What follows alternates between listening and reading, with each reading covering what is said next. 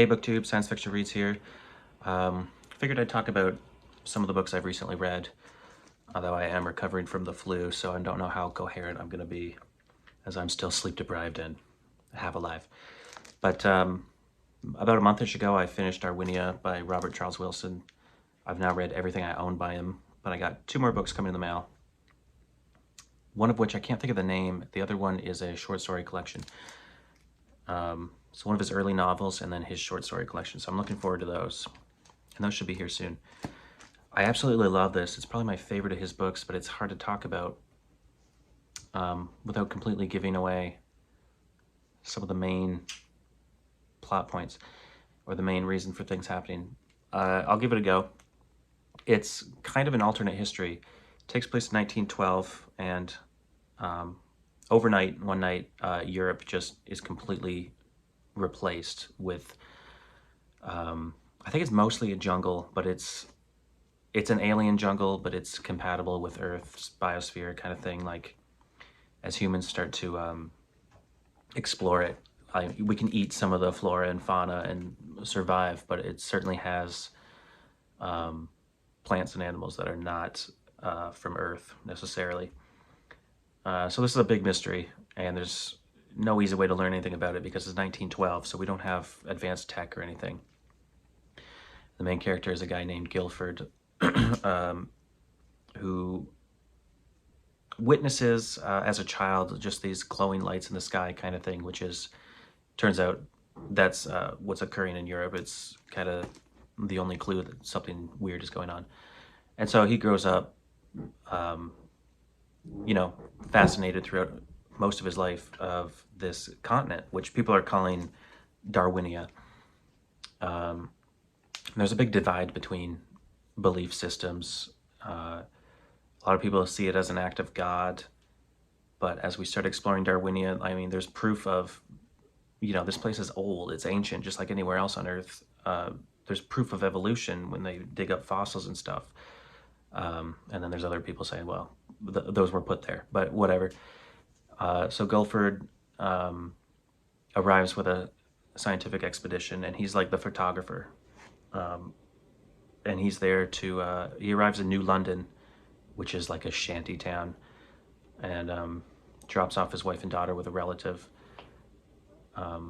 People who have recently, people who were from the UK, but were not there when Europe disappeared, because when Europe disappeared, everybody in Europe gone, just completely erased from history, basically. So people are rebuilding London, and Guilford arrives there, drops off his wife and daughter, and enters Darwinia to explore. And there's, I guess you could say there's 2 different stories. I mean, the other story, really the hard SF elements of this story could probably be combined into maybe like 12 to 15 pages. It only appears in interludes. It took a while to get started, and when it did happen, there was an interlude. It was honestly a little jarring, but very intriguing, because you know, there's reasons for this happening, and they do get explained slowly, and it is it's really cool. I really loved it. I've said it before, I love the different types of, I won't even say alien, I've said it, alternative intelligences that this guy comes up with are just so cool. So there is a logical, there's an explanation for what happened to Europe, and Guilford is more connected to this than he realizes. And he starts to learn about this through an entity that makes contact with him. But I can't say more because I would give it away. I would love to talk about it, but I don't give detailed reviews of books anyways. I really just talk about the highlights and stuff. So I will leave it at that. I won't do any spoilers, but I will say, if you're interested in this author, especially if you've been watching my videos and you've heard me raving about him lately, Spin is a good one. You don't have to read the whole trilogy. Spin is a great book, but Darwinia also is just really good. Even though the SF is in the background, like it often is with this guy's books, I really loved it. This is one of my favorite, all-time favorite, well, I'd say hard SF, but it's so brief,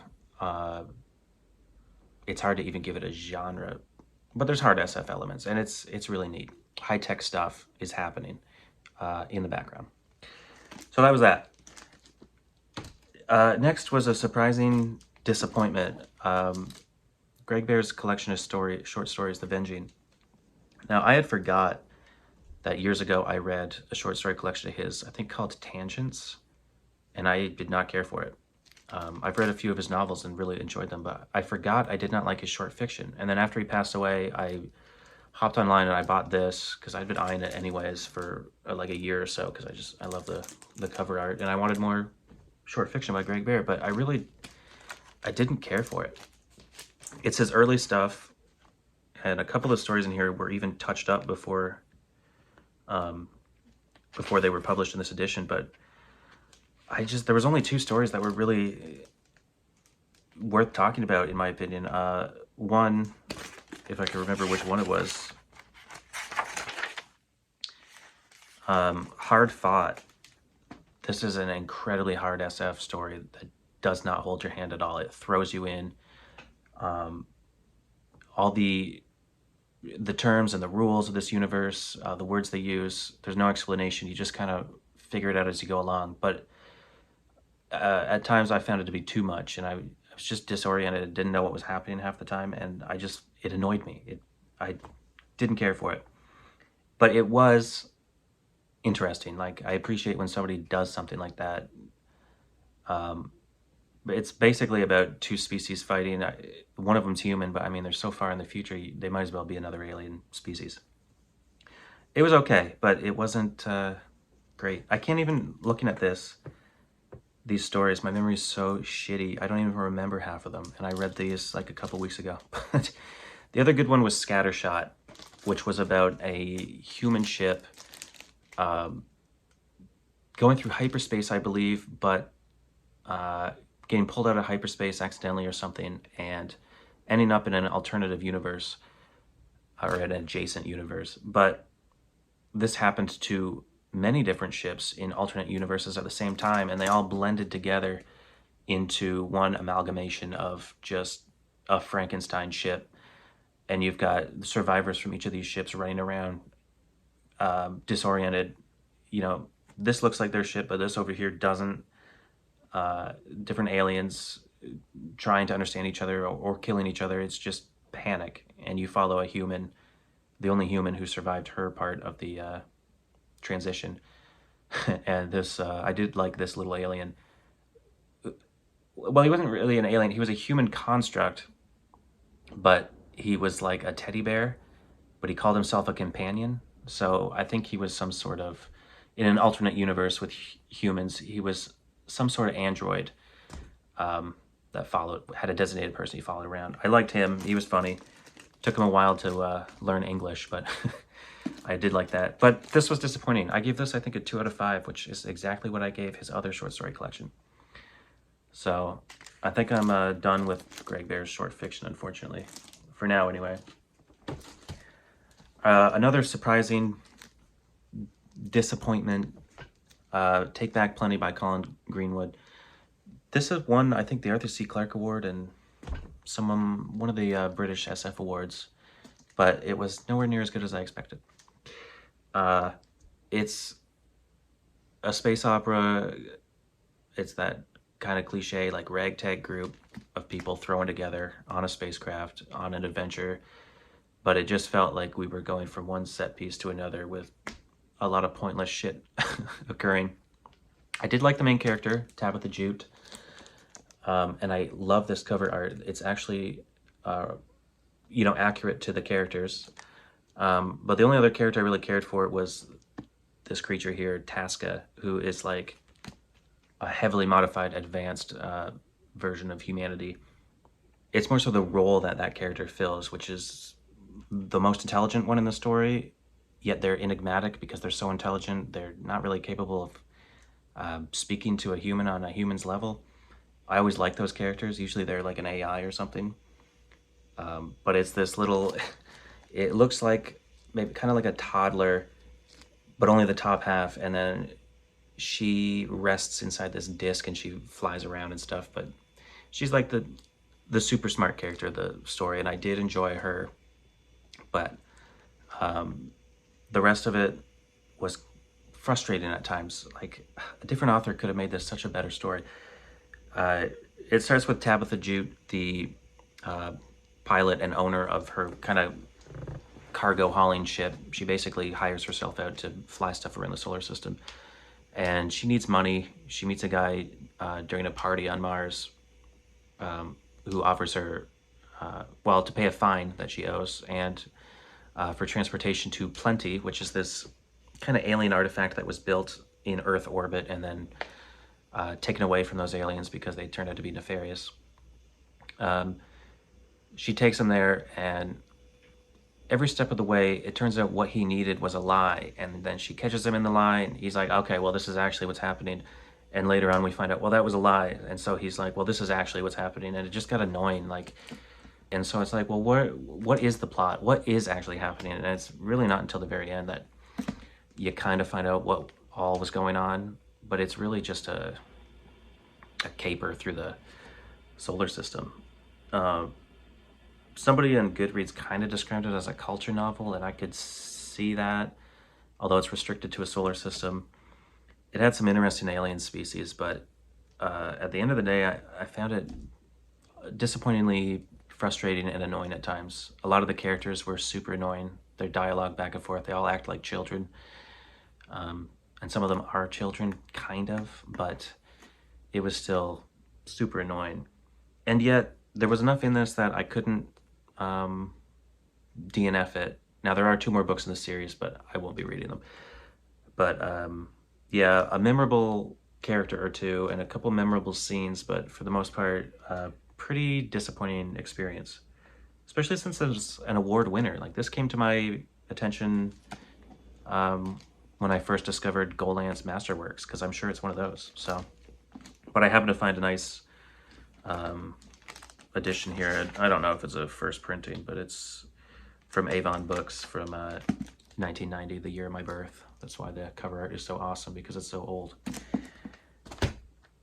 Then we got to the point where I have the flu or something, and I wanted something a little less, something that didn't need as much of my attention. I could just enjoy, and I don't mean that as an insult, because I love this author, Clifford D. Simak, Cemetery World. All I knew about this was that it takes place on Earth in the future, and Earth is basically just a place where humans are brought back to be buried after death. It's basically just a giant graveyard. And it's a pretty simple story. It's one of those Simaks where some strange characters end up meeting and basically going on a quest together. And of course, there's a robot. There's always robots in Simak stories.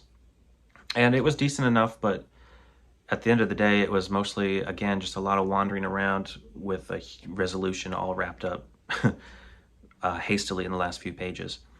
So there's not much really to talk about, except there's some time travel in here. There's some funky characters. That's really it. But I did enjoy it. Like, his books are kind of cozy in a way, which is how I felt after I read Waystation, which will probably forever be my favorite Simak book.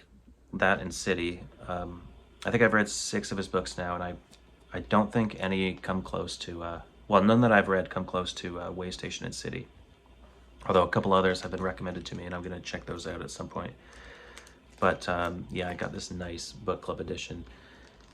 But there's not much to say. Earth is basically run by a company called Cemetery Inc. or something. And there may be some nefarious things that they're into, and the main character is out to set things straight, kind of thing. Pretty simple story and decent enough. And then I had a desire for some hard SF short stories. I went with some Niven. I didn't realize when I started reading this that there's like 3 or 4 stories in here that I'd already read. And there's only 7 in the book. I read all but 1 because I had already read some of these. And they're decent enough. I like Larry Niven's short stories, especially when they take place in the No in Space universe. And a couple of these did. I found it interesting that one of them appears to take place in the far, far future of No in Space. Although I have not fact-checked this, so it could be... Maybe this was a super early story and he used some of the same names and ideas that later became No in Space, but it was called Becalmed in Hell.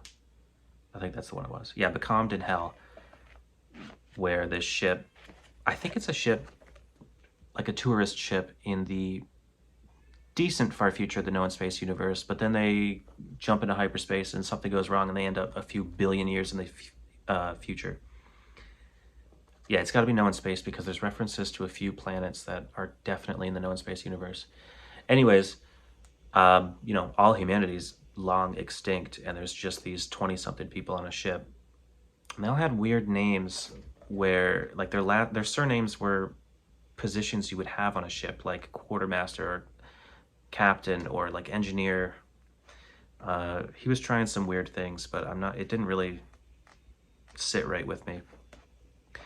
But I wasn't aware that there was a No in Space story that kind of deals with post No in Space. But then again, I should fact check this before I talk about it on camera. But I always loved Larry Niven stories. There was one in here called Bordered in Black that was borderline horror. It was kind of disturbing. An Inconstant Moon I thought was neat, where the moon suddenly gets super bright at night this one evening, and this guy looking out of the window pretty much puts together that, oh, I think the sun has gone nova and we got a couple hours, and he kind of spends his last night enjoying himself and doing whatever he wants, and then starts to speculate, well, maybe it was just a solar flare because the weather and events are not really occurring like they should if it was a supernova. And I just thought it was neat that he wasn't a scientist, but he was knowledgeable. He's kind of putting it together, and he's like, you know, maybe I could survive this, and maybe I should take some measures to see to it that I do. And yeah, I love Niven. I just started Integral Trees this morning, but I could not wrap my head around the setting or what the environment looked like because I'm just too sleep deprived and sick, I guess. I couldn't figure it out, so I put it down because I want to enjoy that book because I know it's going to be good. It's out of reach, but I want to read that and The Smoke Ring soon, if I can maintain my enthusiasm for those. I'm certainly in the mood for some older hard SF, but I'm just not able to comprehend it right now. But anyway, that video went on longer than I expected, but yeah, that's what I read recently. No new books, but I do have a few coming in the mail. Thanks for watching.